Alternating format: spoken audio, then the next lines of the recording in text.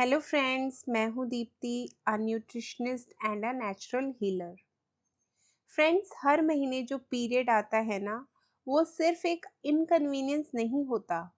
वो आपकी बॉडी का मंथली रिपोर्ट कार्ड होता है। आपकी फर्टिलिटी का, आपकी नरिशमेंट का और आपकी इमोशनल बैलेंस का। सिर्फ ब्लीडिंग होना ही इनफ नहीं होता। आपका फ्लो कैसा है, ड्यूरेशन कितना है, क्लोट्स आ रहे हैं या बहुत लाइट स्पॉटिंग है, पेन होता है या बिल्कुल नहीं होता, ये सारे साइंस आपकी यूट्रस की कंडीशन बताते हैं। नेचुरल फर्टिलिटी सपोर्ट में हम इसी पीरियड को डिकोड करते हैं।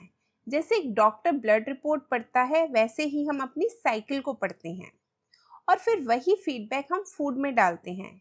Iron rich combinations, liver detox meals, ghee based grounding foods और स्ट्रेस लोअरिंग टीज।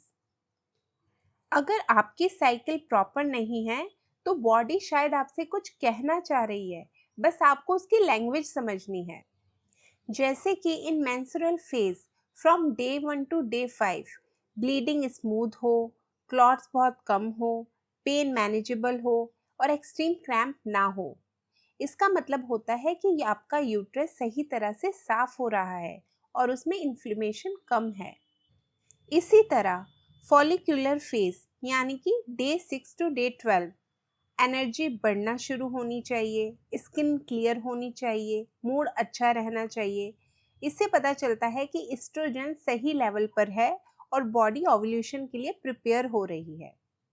और फिर ओव्यूलेशन फेज यानी कि डे 13 से डे 16 के बीच में क्लियर स्ट्रेची एग वाइट जैसा डिस्चार्ज होता है। हल्का पेल्विक एरिया में प्रेशर आता है या पेन भी हो सकता है और आपके अंदर कॉन्फिडेंस लेवल बढ़ता है।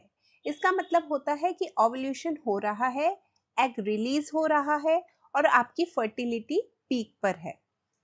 और अब बात करें अगर हम ल्यूटियल फेज की, तो डे 17 टू डे 28 हल्का वार्मथ और कामनेस फील होगा आपको, मूड स्टेबल होगा, ज़्यादा चिड़चिड़ापन नहीं होना चाहिए और ब्रेस्ट में पेन और टेंडरनेस नहीं होना चाहिए।